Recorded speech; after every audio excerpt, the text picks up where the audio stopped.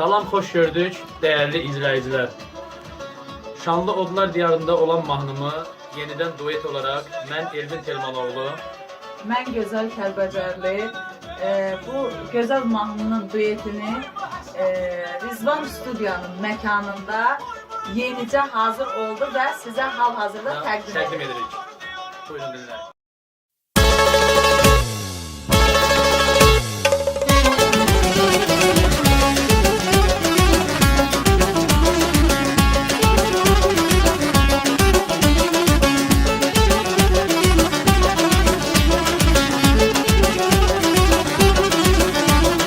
Gözləyirəm tez gəl gülüm, vermə mənə belə zülüm.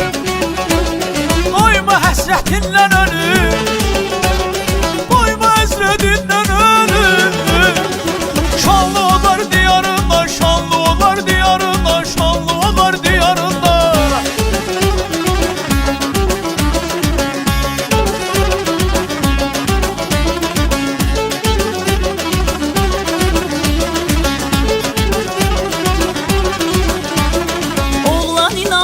Sənə sevirsən düzünü deylə, elçilərin göndər mənə, elçilərin göndər mənə. Şanlı Odlar diyarında, şanlı Odlar diyarında, şanlı Odlar diyarında.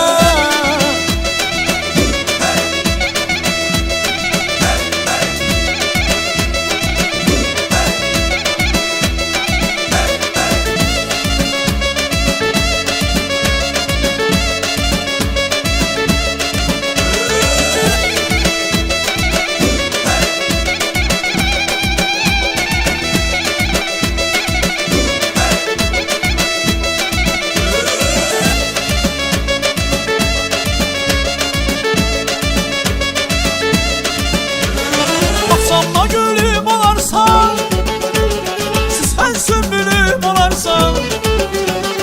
Bağçanda gülün olaram, süsən sümbülün olaram. Ay qız sən yarım olarsan, Oğlan mən yarın olaram. şanlı Odlar diyarında, Şanlı Odlar diyarında, şanlı Odlar diyarında.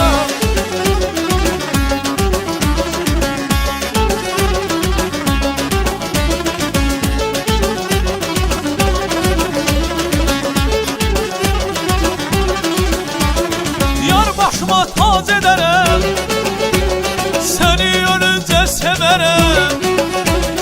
Yüz gözələ değişmərəm, yüz gözələ değişmərəm.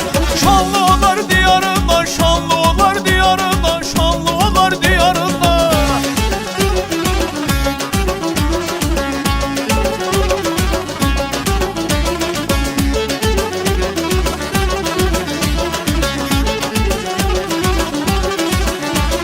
Nə zamandır gözləyirəm, oğlan səni izləyirəm.